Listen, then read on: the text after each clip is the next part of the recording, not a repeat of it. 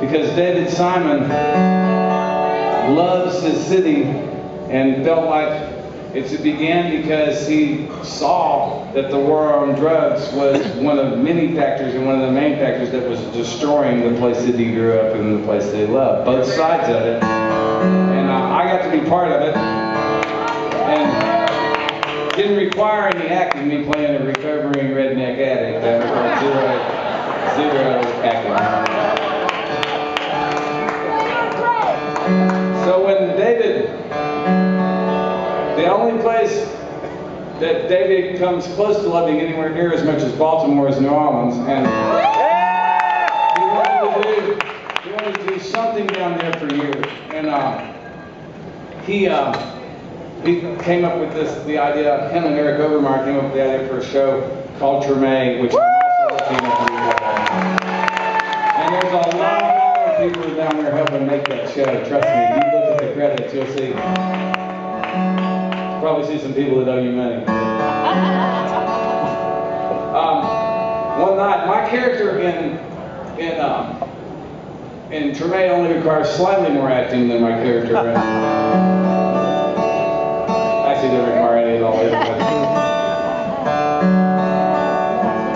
My character is called Harley, and he's a Royal Street guy. If you've ever been to New Orleans, there's traditional players that were born and raised there and play music indigenous to New Orleans, and then there are, especially on Royal Street, there are buskers that play all kinds of music. And they've always been a little tension between the two, but they've worked it out over the years. If you go down Royal Street, you'll see a lot of guys, and I'm one of those guys. Probably wasn't born there, but been playing there for years. And the story opens in 2005, right after the hurricane. But Harley stuck around, and he's still there and still singing on Royal Street.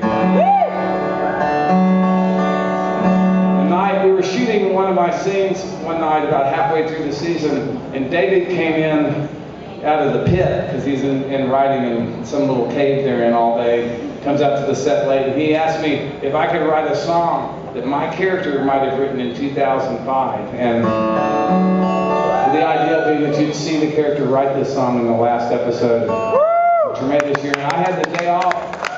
The next day, I couldn't go home. My wife was about 100,000 weeks pregnant at that point, but there wasn't time for me to go home. And which we were very nervous. We knew where every fucking private plane between, like Houston and Pensacola was.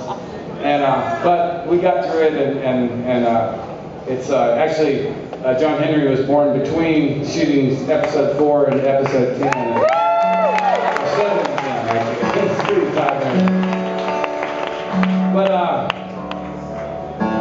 went and wrote the song the next day,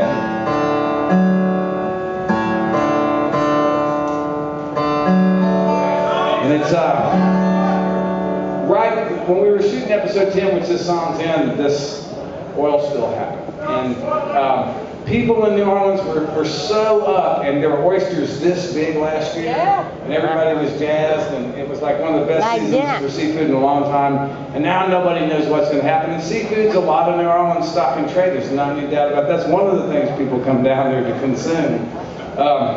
But